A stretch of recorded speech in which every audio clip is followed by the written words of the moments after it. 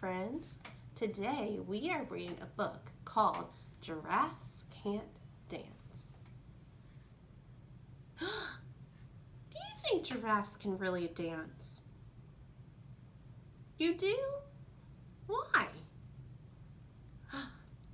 That would be funny. Now, why not if you said no? Yeah, maybe they don't have the moves to be able to dance. Let's read the book and find out.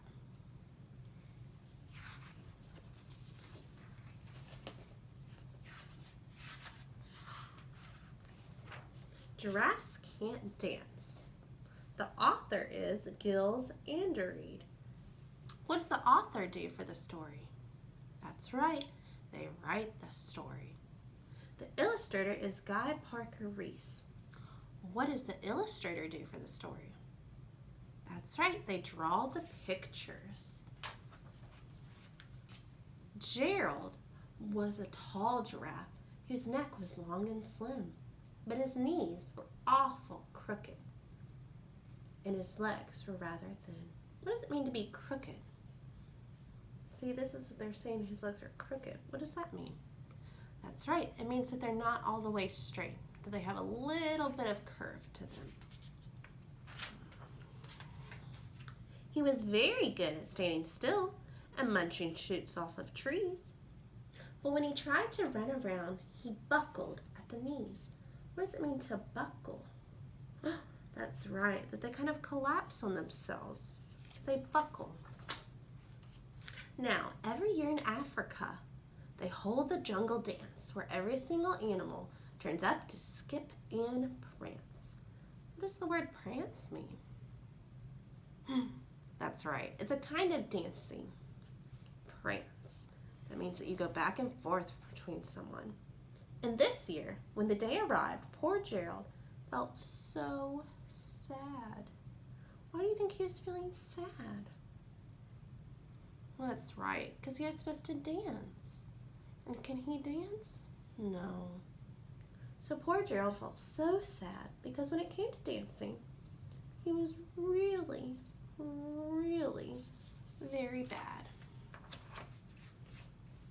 The warthogs started waltzing and the rhinos rocked and rolled.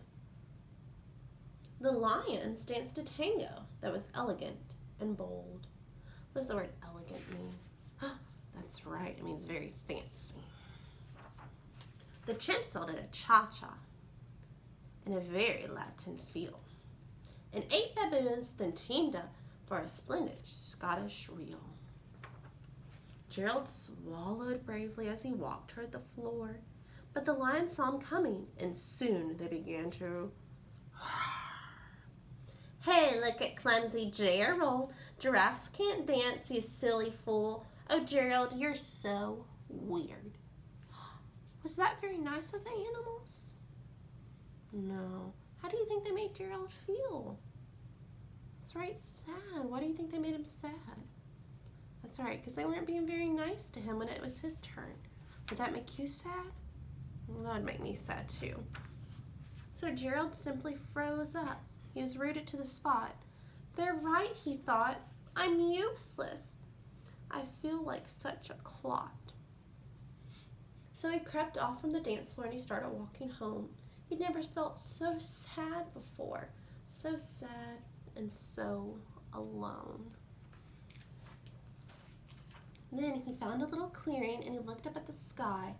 The moon can be so beautiful, he whispered with a sigh. Excuse me, coughed a cricket. But sometimes when you're different, you just need a different song. Listen to the swaying grass and listen to the trees. To me, the sweetest music is those branches in the breeze. So imagine that lovely moon is playing just for you. Everything make music if you really wanted to. With that, the cricket smiled and he picked up his violin. Then Gerald felt his body do the most amazing things.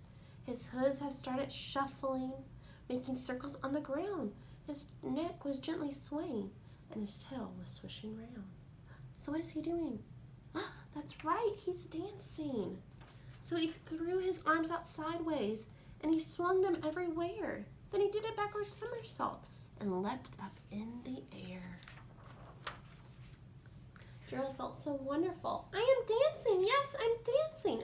I am dancing, Gerald cried. Then one by one, each animal who'd been there at the dance arrived, while Gerald boogied on and watched him quiet entrance.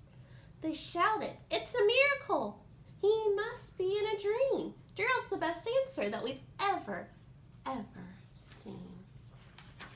How did you learn to dance like that? Please, Gerald, tell us how. But Gerald simply twirled around and finished with a bow. Who taught him how to dance? That's right, the cricket did. How did the cricket teach him how to dance? That's right, he had to listen to the different sounds. Then he raised his head and looked up at the moon and stars above. We all can dance, he said, when we find the music that we love. The end.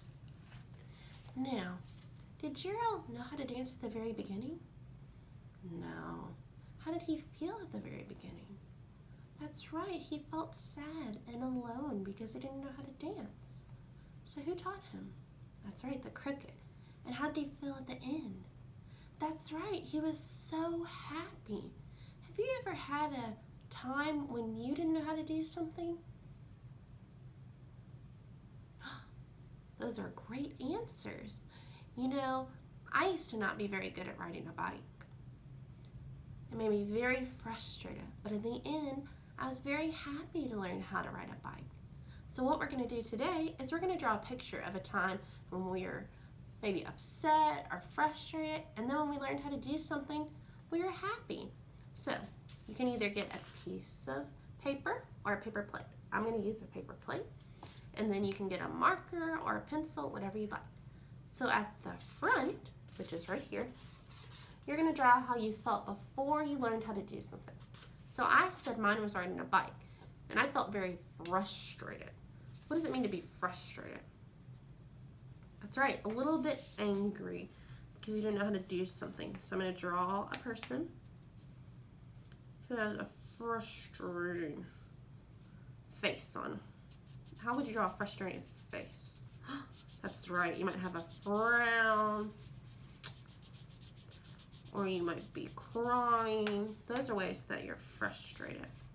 So I'm going to show me frustrated.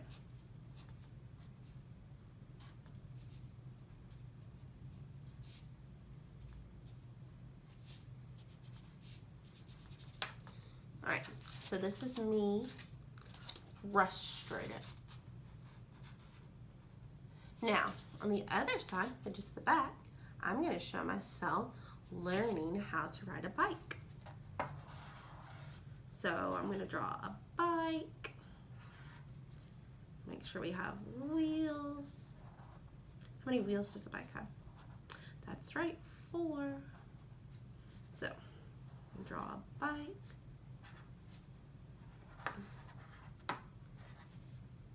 Then I'm going to show me riding the bike.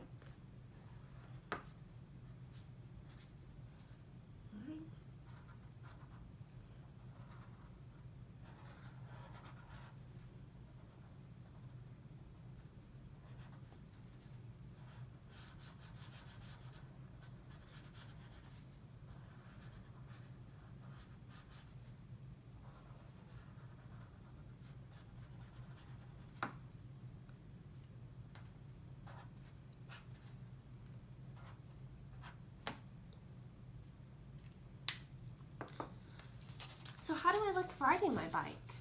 That's right, I look happy.